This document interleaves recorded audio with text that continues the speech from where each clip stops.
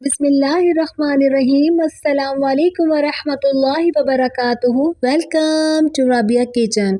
आज मैं आप लोगों के लिए मज़ेदार सी मछली की कढ़ाई की रेसिपी लेके आई हूँ, जिसको बनाने के बाद आपके घर में बार बार फरमाइश होगी। ये इतनी मज़ेदार बनती है। आए बनाना स्टार्ट करते हैं। 1 किलो मैंने पापलेट मछली ली है। इसे मैंने 10 मिनट के लिए नमक और सिरका लगा के छोड़ दिया था। 10 मिनट के बाद इसे मैंने अच्छे से वॉश कर लिया है। 4 हमारे पास ये चीज़ें रखी हुई हैं, जिसे हम एक बॉल के अंदर डालेंगे। 1 टीस्पून मैंने लाल मिर्ची पाउडर लिया है। 1 टेबल स्पून लहसुन अदरक का पेस्ट, 1 टीस्पून नमक जाएगा इसके अंदर और 2 टीस्पून लेमन जूस डाल देते हैं। अच्छे तरीके से मसाले को पहले हम मिक्स कर लेंगे और अपनी सारी फ़िश को अच्छी तरीके से इसके अंदर कोट करेंगे कि अच्छे तरीके से सारी फ़िश के ऊपर मसाला लग जाए। और 1.5-2 घंटे के लिए आप फ़िश को मसाला लगा के अच्छे से रख दीजिए कि हमारे फ़िश के अंदर अच्छे से मसाला जब्स हो जाए। जब तक मैं अपने फ़िश के अंदर मसाला लगा रही हूँ, अगर आपको मेरी वीडियो अच्छी लग रही है तो इसे लाइक कीजिए और फैमिली फ्रेंड में ज़्यादा से ज़्यादा शेयर कीजिए। अगर आप मेरे चैनल पर नए हैं तो सब्सक्राइब करके बेल आइकन के बटन को क्लिक कर दीजिए। और ये देखिए, हमने अपनी फ़िश पे सारे मसाला लगा लिया है और अच्छी तरीके से इस पे जमा के इस तरीके से मसाला लगा लीजिए। अब हम इसकी कढ़ाई तैयार करेंगे। इसको रख देते हैं 2 घंटे के लिए। और आप देखें, हमारी फ़िश को रखे हुए 2 घंटे हो चुके हैं। अब हम मसाले भूनने के लिए हमें जिन चीज़ों की ज़रूरत है, 1 टीस्पून नमक लेंगे, 1/4 टीस्पून गरम मसाला, 1 टेबल स्पून लाल मिर्ची पाउडर, 1 टेबल स्पून धनिया पाउडर, पिसा हुआ ज़ीरा लेंगे और 3 मैंने टमाटर लिए हैं पीसे हुए, लहसुन अदरक का पेस्ट, आधा कप दही और 3 मैंने चॉप प्याज लिए हैं। सबसे पहले अपनी कढ़ाई के अंदर ऑयल डालेंगे और इसी के अंदर हम चॉप प्याज डाल देते हैं।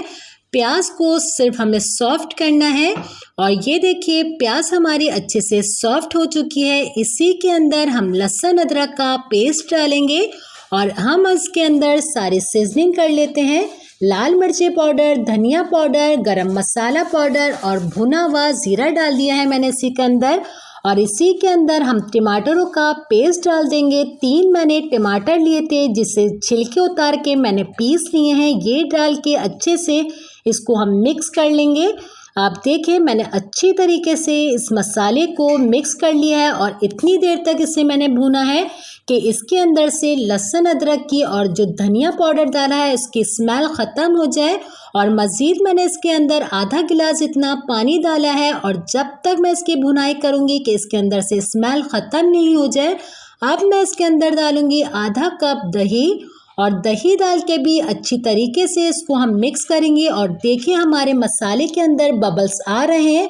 हमारा मसाला अच्छे से भून चुका है। इसी के अंदर हमारी मैरिनेट की हुई फिश डाल देंगे और एक के ऊपर एक नहीं डालनी है, बिल्कुल अलग अलग इस तरीके से डालेंगे हम।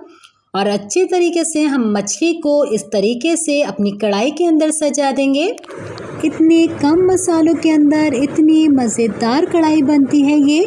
इसका मसाला जो बचा है ये भी हम इसके अंदर डाल देंगे और 10 मिनट के लिए इसे हम ढक के रखेंगे, क्योंकि हमारी फ़िश भाप के अंदर ही गल जाती है। इसे ढक देते हैं और 10 मिनट हमारी फ़िश को रखे हुए हो चुके हैं। इसे हम चेक करते हैं। माशाल्लाह से इतनी ज़बरदस्त सी खुशबू आ रही है इसके अंदर। और हम हिलाएंगे भी इसी तरीके से जिस तरीके से कोफ्तों को हिलाया जाता है। और बिल्कुल फ्लैट वाला एक स्पून लेंगे और स्पून से हम इस तरीके से इसका साइड पहले चेंज करेंगे।